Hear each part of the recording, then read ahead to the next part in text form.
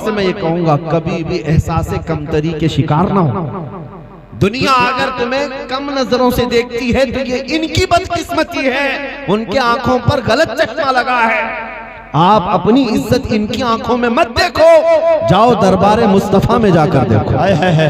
नबी पाक सल्लल्लाहु तआला अलैहि वसल्लम की बारगाह में सच्चे दिल से हाजिर होकर देखो, नबी पाक तुम्हें कैसे एजाज बख्शते हैं। इमाम अहमद बिन हम्बल 4 बड़े इमामों में से एक इमाम है जिनको 5 लाख हदीसें याद थी। सुभान अल्लाह, सुभान अल्लाह। यह उलमा की महफिल है, मैं आपको अर्ज कर रहा हूँ तवज्जो से। उलमा का भी अपना एक किरदार है, कैरेक्टर है, और उनकी एक जिम्मेदारी है कि वो हमेशा हक बोलने का वादा करके आए अल्लाह से। कुरान में वइज़ अख़ज़ल्लाहु मीसाक़ल लज़ीना ऊतुल किताब लतुबय्यिनुन्नहु लिन्नास वला तक्तुमूनहु। अल्लाह ने जिनको किताब अता किया, किताब का इल्म दिया, उनसे ये वादा लिया है कि जब जाओगे तो लोगों को हक बयान करोगे और कोई भी चीज छुपाओगे नहीं। और जब तक ये उलमा हक बयानी करते रहेंगे, अल्लाह और उसके रसूल की मदद इनको आती रहेगी। इमाम अहमद बिन हम्बल जमाने के जुल्म का शिकार हो गए, जमाने के जुल्म का शिकार हुए। वक्त का जो खलीफा था उसने इमाम अहमद बिन हम्बल से अपनी मिजाज के मुताबिक फतवा सोचा कि मिल जाएगा, लेकिन मिला नहीं। एक को बंद कर दो भाई, एक को बंद कर दो। इमाम अहमद बिन हम्बल अपने जमाने में शरीयत मुस्तफा बोलते रहे। इस पादाश में खलीफा ने बुलाया और कहा कि तुम अपना फतवा बदलो। उन्होंने कहा ये मेरे घर का नहीं है, ये मेरे मुस्तफा की शरीयत, ये मुस्तफा की शरीयत है। इस बात पर वक्त के खलीफा ने जल्लाद को हुक्म दिया उन्हें कोड़े मारने का, और इमाम अहमद बिन हम्बल को 100 कोड़े लगाए जा रहे थे नंगी पीठ पर।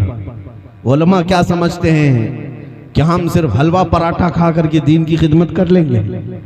हाँ, ये शहादत गहे उल्फत में है कदम रखना। लोग आसान समझते हैं मुसलमान होना। इमाम अहमद बिन हम्बल को फिर दूसरा खलीफा आया, उसने भी कोड़े लगवाए। तीसरा आया, उसने भी कोड़े लगवाए। एक बार का जिक्र है कि आप लुंगी पहने हुए हैं, दोनों हाथ जंजीरों में बंधे हुए हैं, और जल्लाद कोड़े मार रहा है नंगी पीठ पर। इसी असना में आपकी तहबंद खुलने लग गई। लुंगी जब नीचे होने लगी तो आपको इस बात का खौफ होने लगा कि सतर न खुल जाए, और आंखों से आंसू आने लग गए। उन्हें कोड़ों के दर्द का एहसास नहीं था, तहबंद के खुलने का एहसास हो रहा था कि सतर न खुल जाए। आंखों से आंसू जारी हुए। उनका रोना था कि अचानक गैब से 2 हाथ बाहर आए और इमाम अहमद बिन हम्बल की तहबंद को मजबूती से पकड़ लिया। सुभान अल्लाह। और किसी ने मजबूती से उनकी तहबंद को बांध दिया, और जो रो रहे थे अब वो हंसने में बदल गए, वो मुस्कुराने लगे। जल्लाद तो देख रहा था जो कोड़े मार रहा था, उसने देख करके कहा कि क्या हो गया तुम्हारे साथ? अभी तो लुंगी खुल रही थी और ये टाइट कैसे हो गई, और तुम रो रहे थे, अब हंसने कैसे लग गए? इमाम अहमद बिन हम्बल ने कहा तू अपना काम जारी रख, जो तू कोड़े लगा रहा है ये काम जारी रख, इसलिए कि मैं जिसके लिए कोड़े खा रहा हूं उसकी मदद आ गई। क्या बात है। एक बात याद रखें, यही निस्बते मुस्तफा है जो तुम्हें कभी तन्हा नहीं होने देगी। उलमाए ज़वील एहतराम अपनी इज्जत को देखें।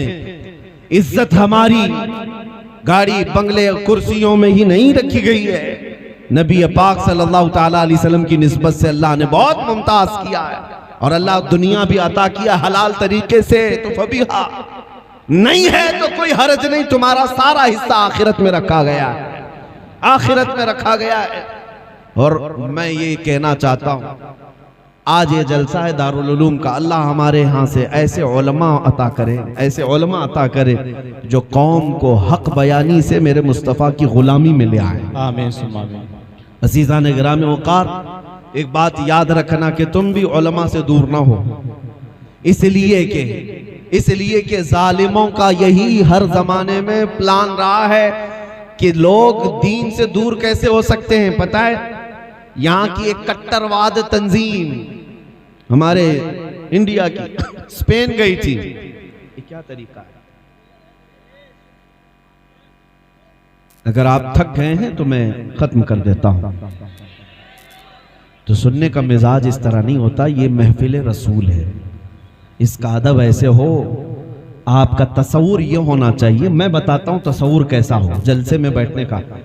पता नहीं रिवायती जलसों में ये तरीक़ेकार किसने अपनाया कि तुम पान खाते रहो, गुटखा खाते रहो, इधर उधर की गप्पें लगाते रहो। नहीं मेरे अजीज़ों, ये महफिल रसूल है, ये मिंबर रसूल है। तसव्वुर क्या होना चाहिए जलसे में बैठने के वक्त? वो आएंगे, आते होंगे, अभी आएंगे, वो आएंगे, आते होंगे, अभी आएंगे, यही सोच के हमने महफिल को सजा रखा है।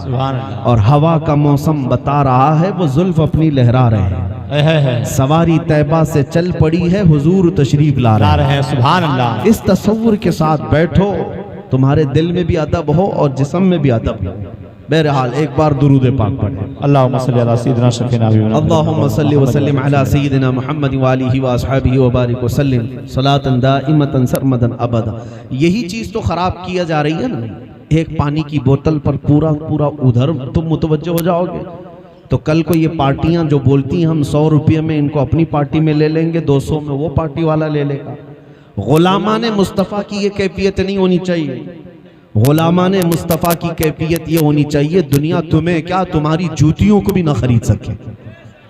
तुम इधर उधर मुतवज्जे ना हो, किसी की जय विजय क्यों पुकारे, क्या गरज हमको, हमें काफी है सैयद अपना नारा या रसूल अल्लाह। वाह, हमें काफी है सैयद अपना नारा, हम रसूलुल्लाह के जन्नत रसूलुल्लाह की। जब हुजूर पाक की महफिल में है तो ये किसी नेता नगरी नहीं है, ये कोई सियासी जलसा नहीं है कि यहाँ पर सिर्फ शोर मचाया जाए और किसी नेता को देखने के लिए हम आए हैं। नहीं मेरे अजीजों, ये रात के 12 बजे के बाद जो मजमे की गर्मी है यही बताती है। ये 100-200 नोटों का मजमा नहीं, ये मजमा जहाँ मैं जाता हूँ अल्हम्दुलिल्लाह मुझे यकीन ये होता है मजमे में बैठा हर नौजवान नोट के लिए नहीं बल्कि अपनी गर्दन हुजूर के कदमों में देने आया है।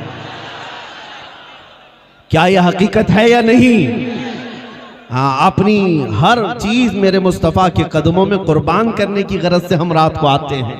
अल्लाह ताला इस जज्बे को हमेशा सलामत रखे।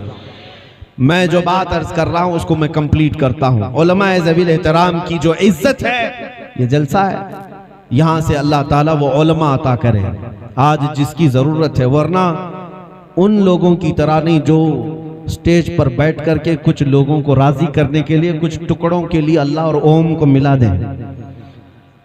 मैं उन गद्दारों की बात नहीं कर रहा हूं। हर दाढ़ी और हर चेहरा मौलवी नहीं होता। सिर्फ सफेद कपड़े ऊपर नजर आ जाएं तो वो कायद नहीं बन जाते।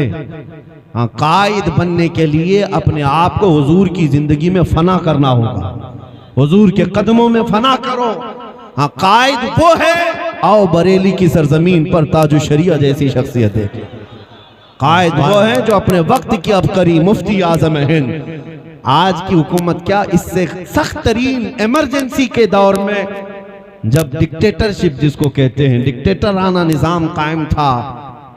हाँ, आपको पता होगा 70 और 75 की दहाई में, 70 और 80 की दहाई के करीब यहाँ पर ऐसे हालात थे कि दूसरों का किसी का पावर नहीं, सिर्फ एक लेडी का, प्राइम मिनिस्टर का पावर है। उस दौर में मुफ्ती आजम हिंद हुकूमत की कोई रू रियायत किए बगैर शरीयत मुस्तफ़ा को हक के साथ बयान कर रहे थे। और यही क़यादत है, यही क़यादत है। मैं उन मौलवियों की बात नहीं कर रहा हूं, यहाँ उलमा भी हैं या मदरसे में पढ़ने वाले तलबा हैं। एक बात याद रखना, हो सकता है तुम्हारे चंद जुमले किसी को कड़वे लग जाएं शरीयत मुस्तफ़ा बोलने के वक्त, लेकिन हमेशा याद रखो ये तुम्हारे रज़्ज़ाक़ नहीं है, तुम्हारा रज़्ज़ाक़ अल्लाह रब्बुल इज़्ज़त है। ज्यादा से ज्यादा क्या होगा, ये तुम्हारी रोजी बंद कर देंगे, तुम्हें नौकरी से निकाल देंगे। बंद करने तो एक दरवाजा, ये बंद करे 70 दरवाजे मेरे मौला खोलेगा।